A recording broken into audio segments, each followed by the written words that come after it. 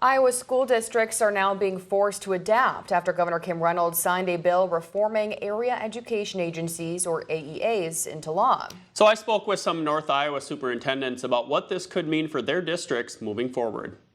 I do have concerns with the changes long term. Since Iowa Governor Kim Reynolds first proposed this bill back in January, Superintendent Darwin Lehman of Central Springs and Forest City school districts and other North Iowa superintendents have had reservations. Along with raising salaries for new and experienced teachers, the law shifts funding from AEAs to school districts. Starting next year, schools will get 60% of general education and media services funding.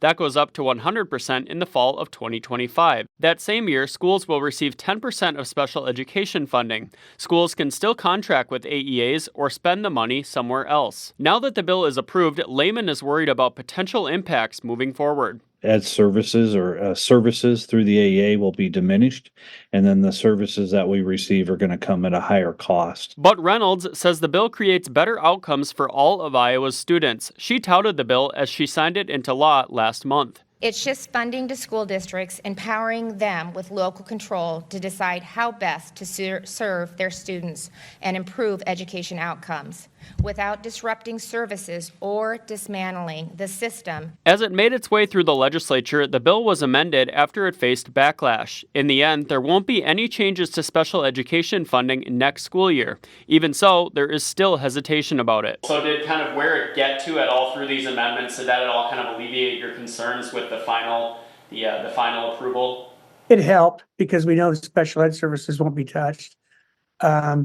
Does it alleviate all my concerns? No, because we don't know those other services going forward. Because of that, Lehman and St. Ansgar and Northwood Kensett School District Superintendent Michael Crozier say they are now left in limbo. There's still a lot of questions that are unanswered. What now has been a basic service that schools have received? Now does that become a pay for service? My worry is what services are they going to be able to provide to us with the personnel that they have? It's hard to develop a plan when you don't know what you're planning for.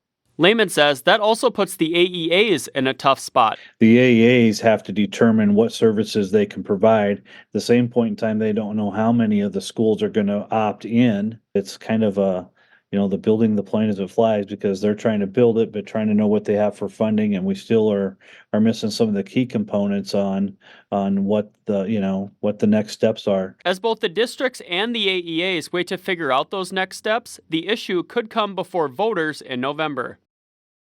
State Democrats are looking to take the issue to the campaign trail ahead of November's election.